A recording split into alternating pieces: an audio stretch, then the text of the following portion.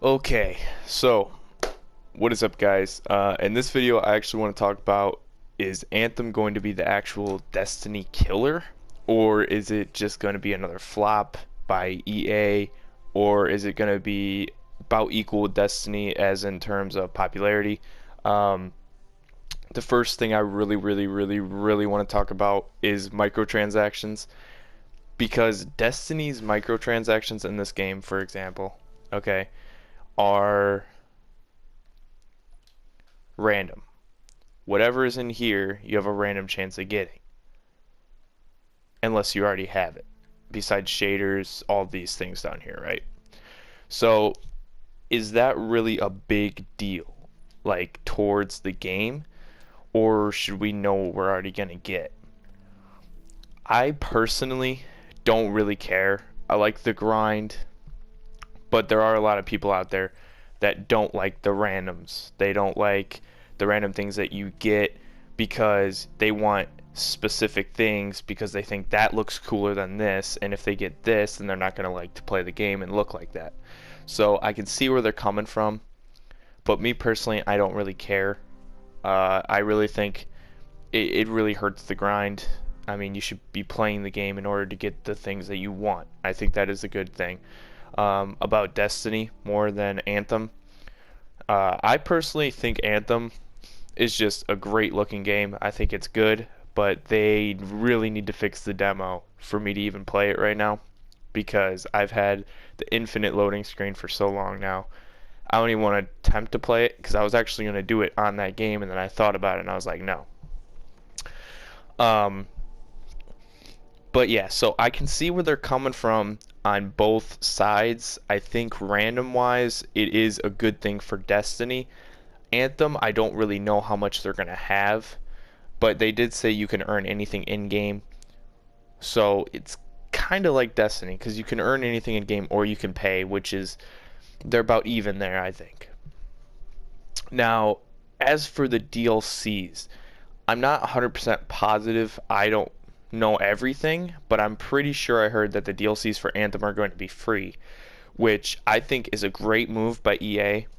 I mean, EA has a lot of money, but I also heard, like, this is really going to hurt the game.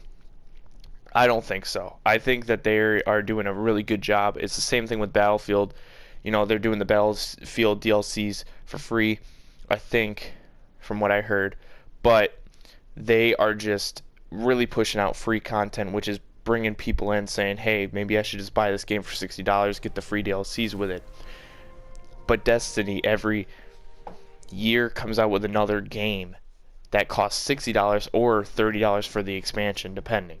I mean, when Destiny 1 and they brought out the Taken King, we had to buy a whole new game. It was 60 something dollars. Great expansion, don't get me wrong, but was it really like something you have to pay $60 for again? I don't really think so.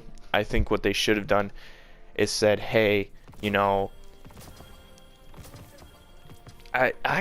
even know what they could have done. I really don't, because I think putting out $60 was really like a gamble. Some people are gonna buy it, some people are gonna be like really turned off by it because they're gonna be like, oh, it's $60, I want to spend $60. They could have made it 30, but they didn't, which is huge. That's a big punch to the face for everybody. But it's really depending on how you look at it is, what matters. So I think personally, I think that they did a really good idea here with Anthem. I think that is a great thing. I think Destiny really needs to like kind of look at them, although they did lose Activision, so they're not going to have the money with them, which is a big like punch to the face for them. Which we all kind of knew was going to happen. Even Activision said, Destiny 2 was a failure, which I actually don't think it was. I think that the game started off really good because, I mean, it brought my friends in, and they had quit Destiny 1, but it brought them in to play again, and it did a really good job. The raid was fun the first couple times, but then it starts to lose flavor, and that's what I'm hoping doesn't happen with Anthem, with the game. I hope that it stays relevant, and the Destiny has kind of died off quite a bit. It lost a ton of its player base like first month in, and nobody wanted to come back. But what I think they did with Forsaken was bring a lot of people back, which was a really good idea, but now they don't have anything else that draws people in because Cade's gone. Now, they could bring Cade back, which would bring a couple people back, but I don't think it's really necessary or needed, and I don't, well, wouldn't say needed, but I don't think it's really going to happen. They did bring back Uldren, which I don't get it. I don't like that. I don't like the Vanguard dare about it. I do know that's why he came back, because of the Vanguard dare, but you know, it's whatever. I just wish he would have died off with that, but they're just trying to bring more people back, and I think they're doing it in the wrong way. Free DLC might really help a few people. Like, even the old expansions, I feel like they should give Curse of Osiris, Warmind for free, and then after this annual pass, give all this annual pass content to the people for free that didn't purchase it. I think that'd be a really good idea, or just give it all for free. I think that would really help people, but they really aren't going to do that most likely. But is it dead or not? Is Destiny 2 dead or not? Well, I don't know if it's because of like skill based in Crucible, but every time I play Crucible, I get put with the same people. I've actually taken a 2-week break off from this game because I was like, you know, I bought Battlefield 5, I bought Assassin's Creed Odyssey, I bought all these games, and and I bought all these games or whatever, and I said, hey, you know, I'll play those games, give Destiny 2 a break, so like when the new expansion comes out, I won't be bored of it. And I'm kind of happy I did, but at the same point in time, I'm like, that really, you know, didn't help like want me to play it anymore. Like I literally have no interest in playing anymore. And I think honestly I've been playing Battlefield, and I've been having a lot of fun on Battlefield. That's probably been my #1 game right now. And it's sad because, you know, I've played Destiny 1 basically from the beginning. It wasn't exactly the beginning, but it was pretty close. And I just really enjoyed the game. I had a lot of fun with it. Everything was good, you know. And then just recently it's been getting really tiresome because I hate to say it, but Black Armory didn't bring barely any content. It brought forges. I haven't even done the last forge yet because I don't care. The game has just lost all of its luster for me. It just isn't fun right now. But the next thing I also want to talk about is raids and strongholds. They're basically the same thing, okay? The difference is, though, we'll talk about Destiny 1 raids, Destiny 2 raids versus strongholds. I think Destiny 1 raids were probably the best raids. They had bosses. That was the big thing. Now, they brought that back in Forsaken, but Destiny 2, to start off, didn't have bosses. It was like one boss at the end and you were done. You can count the dogs as the boss, doesn't really count though to me. Big thing though, Destiny 1, Oryx was my favorite raid. Then it would go Crota or Vault of Glass. I would probably say Oryx, Vault of Glass, Crota. You know, and then you go to Wrath of the Machine, which I really didn't like. A lot of people said they liked it. It was fun to do a couple times, but then it just got boring. But yeah, Destiny 1 raids were so good. The loot was so good. It was actually something to grind for. Destiny 2, the really only good thing from the Callus raid, I would say, is the Midnight Coup.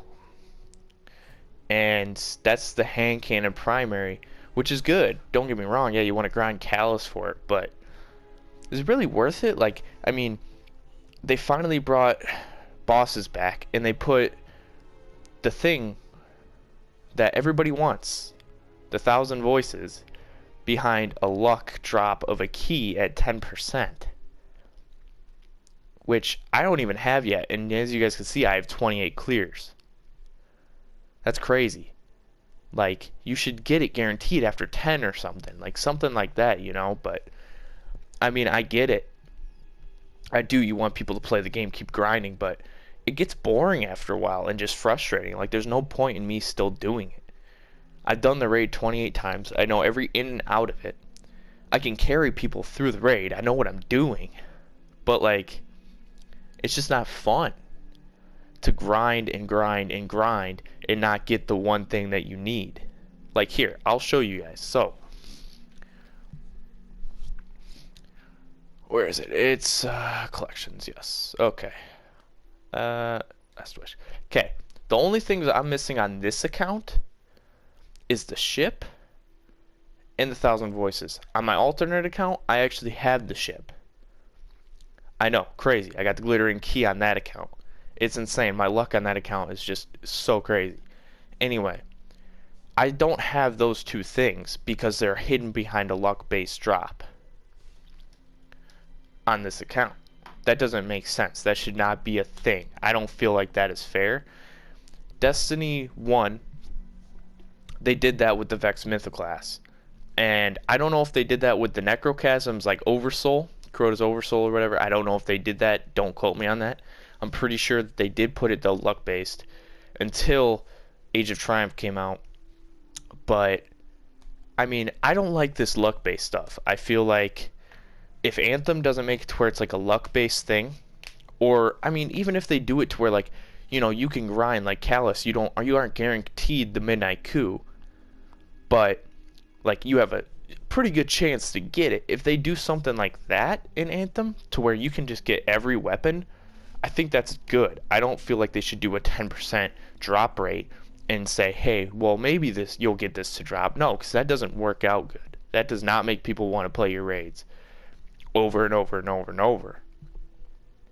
Although I do want the 1,000 voices, I still haven't touched it in 2 weeks. I haven't touched Last Wish in 2 weeks. I know exactly how to run them. Every single boss there. I know how to do symbols. I know all that stuff. But, I mean, on average, if I go on forums, it takes me 45 minutes to an hour for a raid. That's because we wiped 3 times. My fastest one is like 30 minutes. Like, and we didn't even cheese anybody. We just ran the raid normally without any wipes, and we put on like our stompies to get to the next point as fast as we could. I mean, it's really not hard to get that done, but I mean, I don't know. I feel like Destiny 1 raids were super good with bosses. If they do the same thing with Anthem, which it doesn't look like they're doing because of what I watched, I mean, the final boss is cool looking, you know, like there should be mechanics with it. I think that's good. But I also think they need to add more bosses, which would make the game a lot more fun, a lot more enjoyable. Destiny 1 was so perfect, I thought. So good. I enjoyed the game more than anything. I loved it. All the raids, I would do them as much as I could, because it was actually just enjoyable to do over and over and over. To see what was I going to get? Destiny 2, I already have everything. I'm just like, you know, whatever, it is what it is. There's no bosses to see, oh, well, if I kill this boss, am I going to get something good? It's like, oh, I did this part. Okay, I got the chest piece. Cool. Like, that just really isn't enjoyable to me. But I do like Last Wish. I think that is a good raid. I haven't done Scourge of the Past yet. I don't really care to. But I will do it at some point. Just not there yet. So I think Last Wish was a really good thing. They brought back the bosses. That's a really good thing. I don't like the raid layers in Destiny 2. I don't like that they're small. They're like 30 minutes. I don't like those, okay? I want long raids like Orcs, where you have to kill multiple bosses. I don't care if it's 3 bosses. I liked Vault of Glass even. Yeah, sure, there was only a couple bosses, but it wasn't like, what was there, 2 bosses in Vault of Glass, and there was 2 encounters where you had to like actually like do certain things. Like, that was perfect. I love that. Now, there's strongholds. I haven't done a stronghold yet. I've seen them. They look hard, okay? I watched Glad do it on hard difficulty. Crazy. The strongholds are pretty cool looking. They look like a raid. They basically are a raid. That is their raids, okay? But I think that their strongholds aren't going to be as enjoyable as raids because they're going to be shorter. Or if they are like an hour long, like a normal raid, I think that'll be good. But they better have some bosses in there, because the final boss and then just doing a bunch of mechanics to me isn't fun. I mean, to other people it might be fun and enjoyable, But just to me personally, I would really like if they added a few more bosses, like maybe 2 bosses, 2 encounters of mechanics. That's perfectly fine to me. I don't really mind that. Now, graphics wise, guys, I hate to say it, but we all know Destiny's graphics aren't the best, okay? Destiny 1 and Destiny 2, they basically have the same graphics on PS4 and Xbox One. But on PC, they both, well, Destiny 2 looks good because they don't have Destiny 1 on PC. Destiny 2 looks good, which is, amazing. Well, Anthem looks even better. And I think that is going to be a big point of people wanting to play Anthem or Destiny 2. Me personally, I love graphics. If graphics on a game don't look good, really like Warframe, I enjoy to like play it a little bit. Graphics aren't great on that game, but the game's been out longer than Destiny 1. Okay? I enjoy good graphic games like Battlefield 5. But, I mean, if I enjoy a game, I can understand if it doesn't have good graphics. But if you can put the graphics in and have a good game, I think that is honestly perfect. I think one thing that Destiny is just lacking for me is graphics and, like, that WoW aspect. It's like, whatever. Like, I loaded up Anthem, played the demo for, like, a little bit, and I was like, wow, this looks pretty good. Like, all these graphics are, like, amazing. When I play Destiny 2, I'm just like, oh, okay. I mean, they're decent. At least it runs. It's not the greatest graphics. I don't think it's really the biggest deal to most people though, so I mean as long as they have a good game, I think that really will be a big thing. Now, my favorite part about this. We're going to talk about weapons and characters, or javelins or guardians, whatever you want to say. So, when I first started, was a Warlock main on Destiny 2 and Destiny 1 because that's what I was comfortable with, but I did have all 3 characters. Warlock is the Storm from Anthem. It has all the elements, right? And it summons things. Okay, that's basically a copy and paste. Which, I think the Warlock, if they would have brought back self-res from Destiny 1, it would have been perfect. Okay, in Destiny 2, I would have loved it. Anyway, we're getting sidetracked, but I think what really should have happened, right, is Anthem should have made a Warlock, but they should have made it a little bit different, because it's basically a Warlock. It hovers in the air for a super long time, okay? The jump is basically the same thing. It calls down elements, it summons things, okay? I get that, that's what Warlocks do, they're wizards. But I also don't like that aspect of them basically copying Destiny's characters. I mean, obviously it's going to happen because, I mean, you're going to run out of characters at some point. But yeah, that is a huge thing. I'm not a big fan of them copying, but I understand where they're coming from. I think playing the Storm from Anthem, it plays very good in Anthem. Because I did play the Storm this week. It plays very, very, very well. It does a lot of damage in areas it needs to do damage. Destiny 1's Warlock, great for everything. It had self-res. If you went down, you could revive yourself. You could save a whole wipe just by reviving yourself. Then you have Destiny 2's Warlock. It has good perks. It's not the greatest, but what it can do is it can like put down. Now they have the Well of Radiance. That's a huge damage buff. That's crazy. You can cheese Riven off of it. That's huge. So I think overall, they both play good parts in their games. Like they shouldn't be combined. They shouldn't be twisted. All that. I think that's good. Now I haven't played Colossus or Interceptor, but we all know the Colossus is the Titan. It takes a lot of damage and it absorbs, and it is basically the head leader of the group to take damage. It's the first in the line. So, definitely Colossus is the key character that you need to be in your front line. You're definitely going to need one of each in Anthem, most likely. Or if you want to get risky, do something like 4 Storms, whatever, it's cool.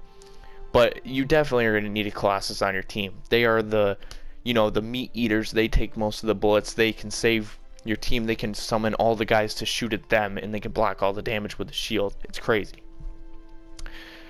I haven't played Colossus. I've only seen gameplay, and it looks like it's very good at explosions, very good at clearing ads. It does a lot of damage.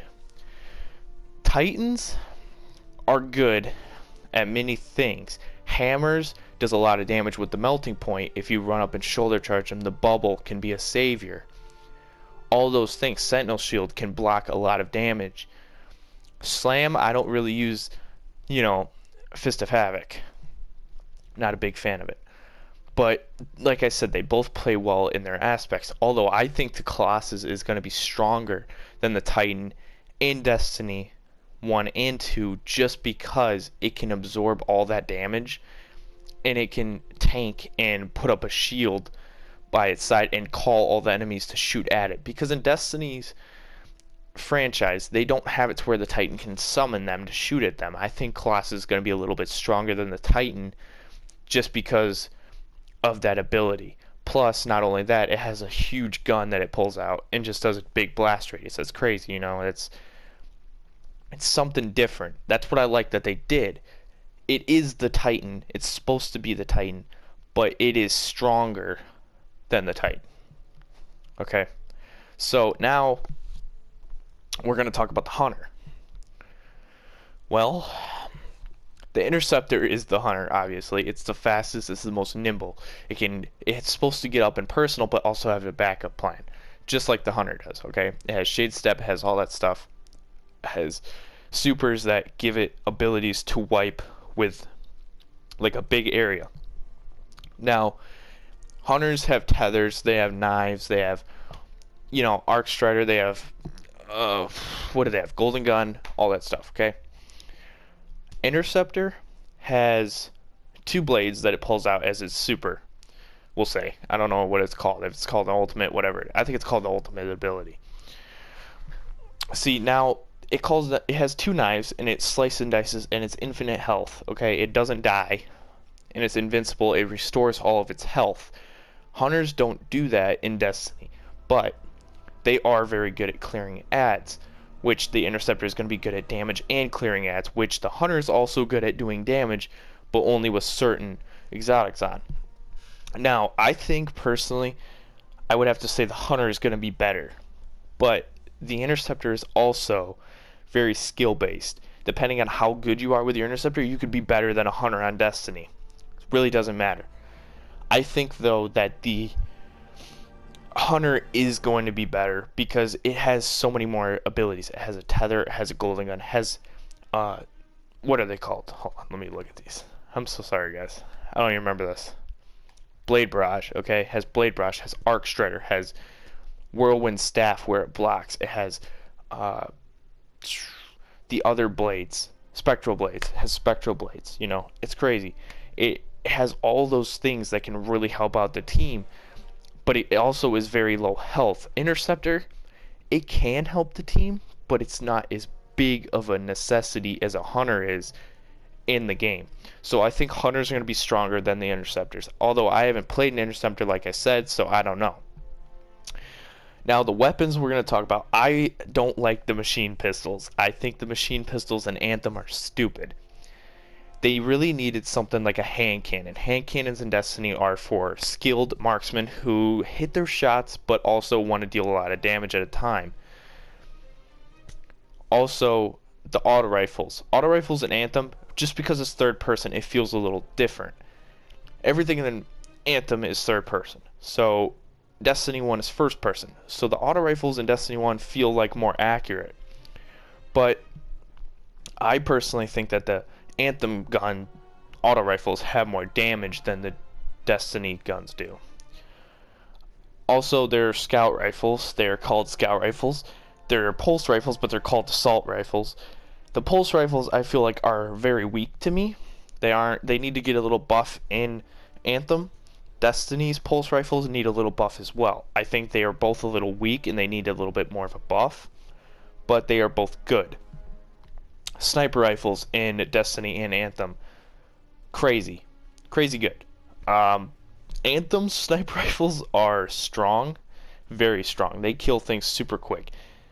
Destiny sniper rifles depends. Like Whisper of the Worm, super good weapon, but it's a heavy exotic.